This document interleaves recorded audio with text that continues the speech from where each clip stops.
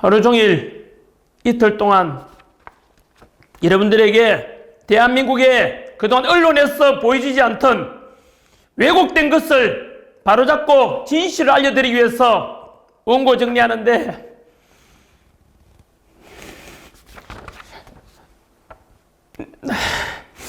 눈물이 멈추질 않았습니다. 여러분, 대한민국이 지금 침몰할 위기에 와 있습니다.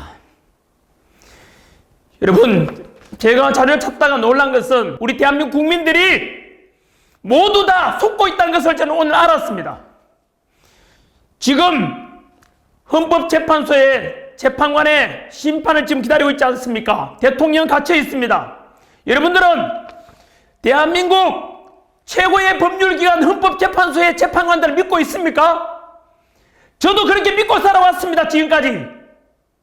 오직 법과 양심에 따라서 국민만 바라보고 저는 심판이 올 줄 알았는데 오늘 제가 자료를 찾다가 너무 놀랐습니다.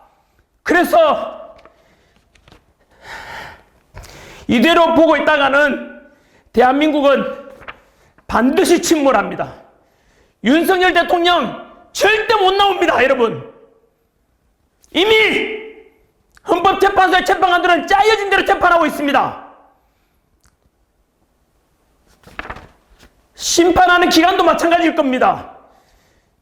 거꾸로 맞추어 보면 퍼즐이 다 맞아 들어갑니다, 여러분. 지금 8인의 헌법재판관들 성향을 보십시오. 저는 과거에 관심이 없었습니다. 당연히 여당이든 야당이든 추천한 헌법재판관들로 구성되니까, 그리고 심지어 대한민국 법률기관 중에 제일 높은 곳이고 가장 우수한 판사들이 재판관이 되어서 재판할 것이라 믿고 살아왔습니다. 그래서 헌법재판관들 보면은 언제나 멋있는 제복에다가 권위가 보였고 그 판결에는 무조건 따라야 되는 걸로 생각하고 살아왔습니다. 그런데 실상은 그렇지 않았습니다. 여러분, 한번 검색해 보십시오. 문형배, 그 다음 이미선, 정계선, 그리고 지금 불안하니까 더 완성도를 높이기 위해서 대통령 완전히 탄핵 심판하기 위해서, 심판 인용하기 위해서 40역이라는 사람을 지금 최상목 대행이 임명하지 않는 것은 위헌 아닌가 해서 야당에서 제기한 위헌 심판해달라고 헌재에다 요청했고, 헌재는 2월 3일까지 심판하겠다고 했습니다. 왜 그런지 아십니까? 그들의 검은 내막을 여러분들 아셔야 됩니다. 마흔이 어떤 사람인지 지금 언론에서는 알려주지 않는 검은 내막이 있습니다. 정계선, 이미선, 문형배, 분명히 검색해 보시기를 알아야 됩니다. 이 검은 실체를 알지 않으면 이미 짜여진 대로 가게 될 것입니다. 저는 이걸 오늘 검사하면서 자료 조사하고 원고 작성하면서 1시간 내내 눈물이 멈추질 않았습니다. 유일하게 그들이 두려워할 것은 국민님밖에 없습니다. 이제는 대통령도 갇혀있고 국무총리도 없고 지금 우리를 살리는 것은 바로 국민밖에 없습니다. 여러분, 귀찮더라도, 그리고 내 하나가 안 가면 어떨까 생각하지 마시고 이번에는 반드시 와주십시오. 여러분, 대한민국 침몰 직전입니다. 제가 조사한 바로는 이대로 가면은 심판은 반드시 인용될 것이고 대통령 탄핵은 이루어지고 그들이 짜여진 각본대로 가게 될 것입니다. 이번 주말입니다.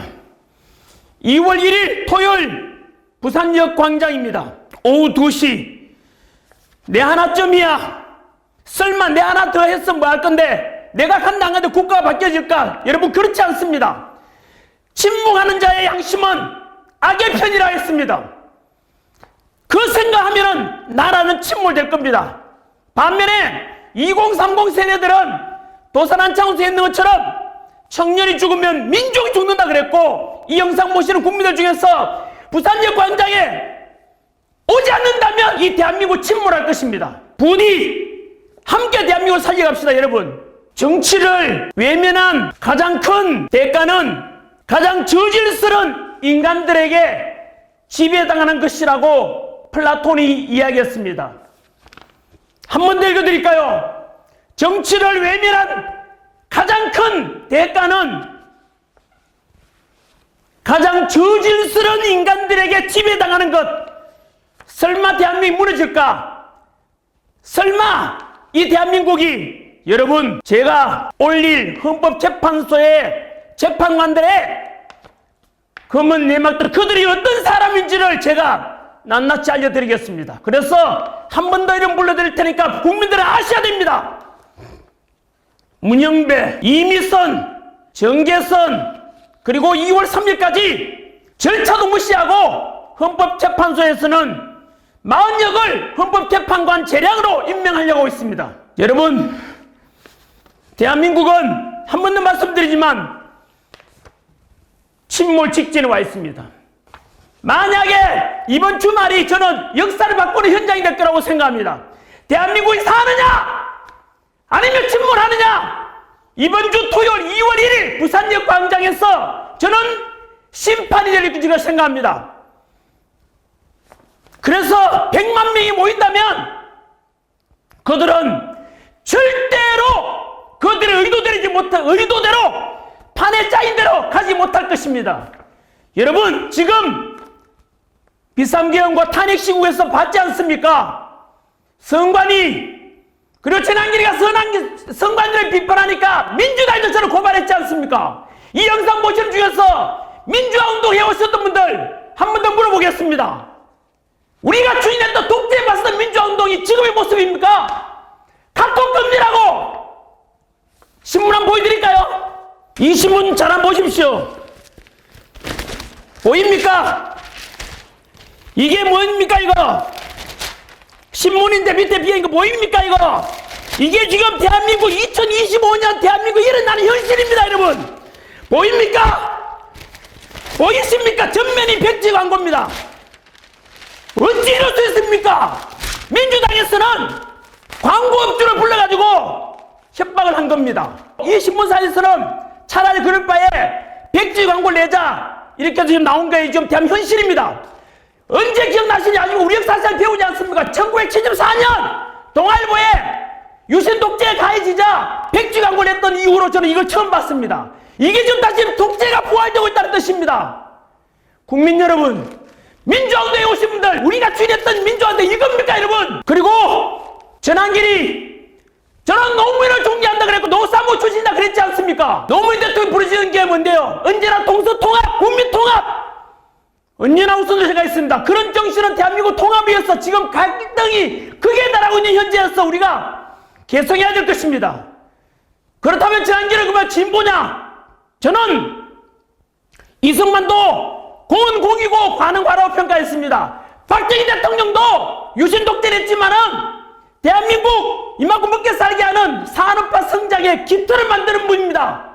그리고 민주화운동에 오신 DJYS의 그분들의 삶도 높이 평가해야 될 것입니다. 그 덕분에 우리 민주화가 된 건 도움이 많이 됐지 않습니까? 광주 시민 여러분, 전라도 분들 보고 계십니까?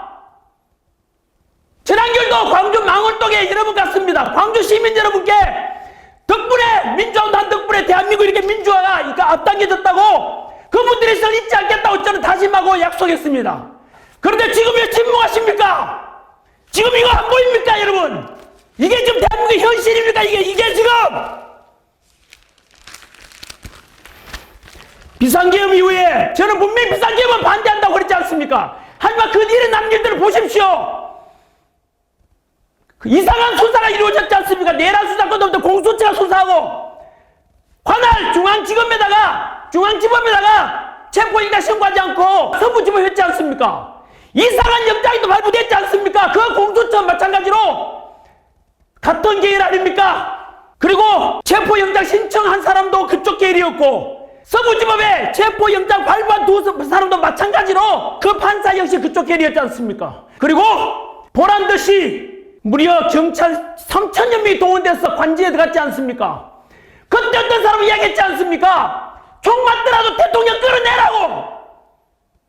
그게 한 소리입니까? 하지만 저는 윤석열 별로 좋아하지 않았습니다만은 그때 저는 지도자의 윤석열 대통령이 얼마나 국민들 생각하는지 그때 제가 알았다 그랬지 않습니까? 그때 윤석열 대통령 뭐라 했는지 아십니까? 관저 밖에서 탄핵을 찬성하는 사람이든 반대하는 사람이든 그리고 경찰이든 경호처든 전부 우리 국민 아닌가? 어느 누구도 다치게 할 수 없다. 내가 끌려가겠다. 여러분, 저는 그때 진심을 받습니다. 어떤 지도자들은 역사 속에서 자기만 살겠다고 밑에 사람들 암종이 없는 사람이 있는 반면에 어떤 지도자는 희생은 내가 당하겠다. 여러분, 2030들이 바라보는 미래 지도자 사상은 누구입니까? 언제나 국민 위에 군림하지 않고 국민이 먼저이다. 내가 국민에서 희생하겠다. 그런 분들이 진정한 지도자 아니겠습니까? 여러분, 저는 진보도 아니고 보수도 아닙니다. 오직 국민 상식과 2030 세대들에게 이런 진보 보수라는 걸 넘어서 좌파권 넘어서 공정과 상식과 합리적이고 실용적인 이를 미리지 않게 대한민국을 만들어 가야 된다라고 저는 주창합니다. 지금 대한민국은 좌우 나눌 때가 아닙니다, 여러분. 민주화운동 했다 안 했다 간에 그런 걸 망칠 때가 아닙니다. 저는 이렇게 함부로 해서 얻는 게 하나도 없습니다. 국정의를 안 합니다. 대통령도 할 능력도 안 해. 아무도 못 합니다. 저는 제 모든 걸 걸고 제 연봉 60억 다 포기하고 대한민국 살리는 것이 더 우선이다. 대한민국에 살아야 직장도 있고 가정도 있는 거 아니겠습니까? 설마 대한민국 무너지라고 그럴 리 없을 것이다. 여러분, 그렇지 않습니다. 진심으로 호소합니다. 여러분, 대한민국은 지금 90%까지 와 있습니다. 헌법재판소 사법부를 믿어라. 왜 그런 걸 불신하느냐 하지만 내가 불신하고 싶으면 하는 것이 아니라 그 안에 조직을 보면 그렇게 돼 있다고요. 우리가 뭘 잘못했습니까? 조직 자체가 개판인데. 분명히 검색해 보십시오. 헌법재판관들 검색 꼭 해보시고 국민 알아야 됩니다. 그리고 아까 말씀드린 대로 행동하지 않는 양심은 악의 핀이라 했지 않습니까? 국민 여러분, 2030 세대 여러분, 이번 주말에는 부산역 광장에서 100만 명이 모여서 절대 대통령 탄핵시키면 안 된다. 대한민국 무너진다. 그래 다시 대통령 살려놓고 정상 정부 복귀시키면 안 돼. 그때 가서 비판하든 지지하든 그거는 자유입니다. 하지만 지금은 좌든 우든 그걸 따질 때가 아닙니다, 여러분. 대한민국 다 살려놓고 이대로 놔두고 대한민국은 정치, 경제, 사회 갈등 모든 것이 무너져 갈 것입니다. 한 번 더 부탁드립니다. 진정으로 제가 호소드립니다. 저는 절대 저를 잘 세우지 않습니다. 저의 공은 필요 없습니다. 저는 오직 종이고 도구입니다. 여러분이 주인입니다. 저는 대한민국 국민의 한 사람이고 기성세대의 한 사람으로서 호소드릴 뿐입니다. 여러분, 부디 내 하나쯤이 하지 마시고 아까 말씀드린 대로 꼭 여러분이 참여하시면 100만 명이 되고 그러면은 대통령 지지율이 60% 가게 되면 절대로 그들은 탄핵시킬 수 없습니다. 국민이 헌법재판소 위에 있다는 걸 보여줘야 됩니다, 여러분. 우리가 주인인 것입니다. 우리가 주권 행사를 직접 행동하지 않으면 우리는 결국 지배를 당하게 될 것입니다. 누구에게요? 가장 저질스러운 인간들에게 지배받을 날이 올 것입니다. 여러분, 부디 저는 기도하는 마음으로 대한민국을 위해서도 그렇고 그리고 함께하는 모든 분들을 위해서도 그렇고 우리 다음 세대 살아갈 미래 세대와 청년 세대들이 대한민국이 반듯해지고 국민 통합하고 좀 더 살기 좋은 대한민국을 물려주고 싶습니다.